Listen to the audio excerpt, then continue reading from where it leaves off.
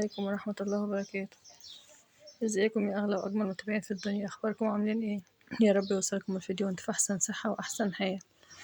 يا رب لو بتشوفوا قناتي لأول مرة تشتركوا فيها، هتشوفوا كل مرة فيديو جديد وحاجات جديدة وجميلة لأول مرة بتشوفوها، ويا رب تعجبكم إن شاء الله. النهاردة هنعمل وصفة كوسة لذيذة جدا. معايا 4 حبات من الكوسة، هما نص كيلو بالظبط، يعني نص كيلو كوسة قطعته نص دايرة كده زي ما شفتوا. معايا كمان الجزر دوت، لو في جزرتين كبار عادي بيكفوا، يعني عشان حتى كام واحدة عشان صغيرين. هنقطعهم بنفس الطريقة برضو وهنشيلهم على جنب، ونقطع معايا 3 حبات فلفل، لو 2 كبار برضو عادي الموجود يعني عندك. هنقطعه كله زي ما شفتوا كده بالطريقة ديت، وهنرش الكوسة بالملح وهنسيبها لحد ما نجهز باقي المكونات ونيجي ناخدها. هنبقى ننشفها من المية ان شاء الله. معايا بصلاية كبيرة او بصلتين متوسطين.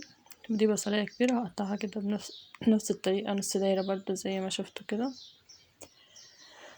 اللهم صل وسلم وبارك عليك يا حبيبي يا رسول الله. يا رب تعجبكم الوصفة ان شاء الله، وكل اللي يعملها ويجربها. الوصفة دي جميلة جدا جدا، اللي ماكلش الكوسة بأي طريقة هياكلها بالطريقة ديت. نزلنا بالبصل على الزيت وهو سخن، ونزلنا بعد كده بالجزر، هنقلبه شوية ونسيبه لحد ما يدبل. بعد كده نزلنا بالفلفل الأخضر والفلفل الألوان، قطعته. الفلفل الألوان كان متفرز عندي في الفريزر. بعد ما يدبل شوية الفلفل دوت، هننزل بالفلفل الألوان بقى. مقطعة برضو دواير كده نص دايرة، ومفرزة عشان وقت ما عاوزة الاقيه. شايفين؟ هنقلبها كده شوية يعني لحد المكونات دي ما تدبل شوية، وهنيجي عشان نضيف الكوسة عليهم. هنشف الكوسة بالمنديل كده. هي نزلت مية زي البتنجان ما بينزل مية، هي بتنزل مية هي كمان. يعني لو رشينا الملح وسبناها تلت ساعة في الملح بتنزل مية كتير، تلت ساعة أو 15 دقيقة، يعني مش ربع ساعة يعني. هننزل بقى عليها هي آخر حاجة. اللهم صل وسلم وبارك عليك يا حبيبي رسول الله. ما تنسوش يا حبايب قلبي اللايك واشتراك في القناة، يوصلكم كل جديد ان شاء الله. مش فيديو جديد يعني، لا، وصفات جديدة، وصفات جميلة لأول مرة بتشوفوها ان شاء الله كده، وجميلة تعجبكم. هنغطي عفوا أصدقائي، هنرش الملح والفلفل الأسمر وهنقلبها كده شوية، وهنغطيها بقى ونسيبها، منسيبهاش من غير غطا، ضروري تتغطى وعلى نار هادية جدا عشان تستوي، عشان متتحرقش. في أي طاسة عادي ممكن تستوي، مش شرط طاسة تيفال يعني. معايا كوباية ونص 3 حبات بيض، وكوباية ونص زي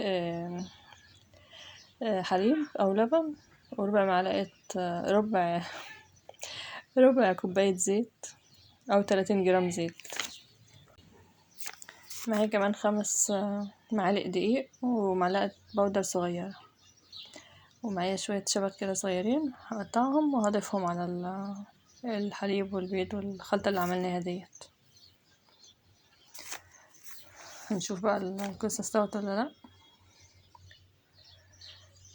طبعا خلاص هي داخلة على السوا. قبل ما بندفع عنها ب5 دقايق بنضيف عليها فصين توم، عشان بيفضل بريحته الحلوة معاها كده. ما نحطوش من الاول، لا، في اخر حاجة. نضيف كمان على خليط العجينة دوت معلقة ملح اللي انت عايزاه، يعني مش نص معلقة، ربع معلقة زي ما انت عايزة، وربع معلقة فلفل اسمر عشان يبقى ايه ملح فيه. وهنقلبها كويس. دلوقتي الكوسة استوت، هنروح ننزل بيها في الصينية دي مدهونة زيت ورشة من البقسماط عشان ما يلزقش الخليط، ما يلزقش فيها. هننزل بيه كله كده في الصينية ونفرده، وهننزل كمان بالعجينة، البيض والحليب والحاجات اللي عملناها ديت، هننزل عليها كده وهنقلبها فيها كويس كده. ان شاء الله كل اللي هيعملها ويجربها مش هيبطل يعملها، طعمها عسل. جميلة جدا، يعني مش عارفة اقول لكم ايه، احلى من اللحمة نفسها. لحم ايه! واول مرة يعني مش متخيلة الطعم بصراحة، اول مرة اعملها وعجبتني جدا جدا. رشة جبنة صغيرة كده احاول ادخلها فيها جوه، وهنرش رشة كده على الوش برضه. هي بتاخد في الفرن حوالي من 30 ل35 دقيقة، يعني مش كتير حسب نار الفرن. لو عملتها في صينية أكبر من كده مش هتاخد، ممكن تاخد وقت أقل يعني. رشة جبنة رومي طازة على الوش. جبنة رومي طبعا طعمها جميل ولذيذة في الأكلات. دي تمنة جبنة يعني حطيتها كلها. لو مش عايزة جبنة بس هي بطعمها، يعني مش عايزة جبنة على الوش عادي وتحط شوية فيها من جوه وخلاص.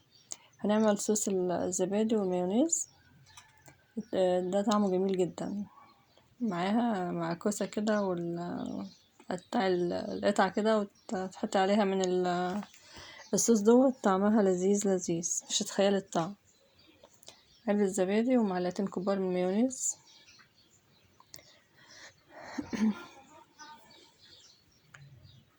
هنقلبهم مع في بعض كويس. هنحط عصرة ليمون، وهنحط كمان فلفل أسمر وشوية ملح صغيرين كده زي ما انتوا شايفين يعني.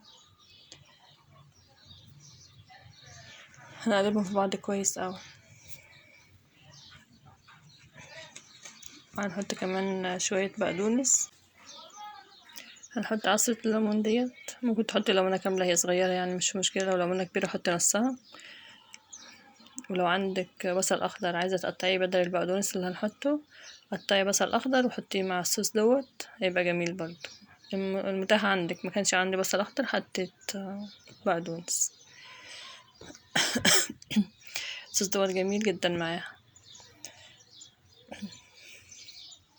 وصفة سريعة وسهلة ومتاخدش وقت وقنبلة فيتامينات بصراحة، يعني وصفة كلها فيتامينات. لو عندك أطفال صغيرة ومش بتحب الكوسة الخضار اللي بنعملها مع اللحمة والحاجات ديت، هتعجبهم جدا. طعمها يجنن بصراحة، يعني يجنن كده. لا إله إلا الله، شايفين جميلة ازاي؟ ان شاء الله الفيديو اللي جاي يكون حاجة يكون فيديو جميل وجديد ويعجبكم يا رب ان شاء الله.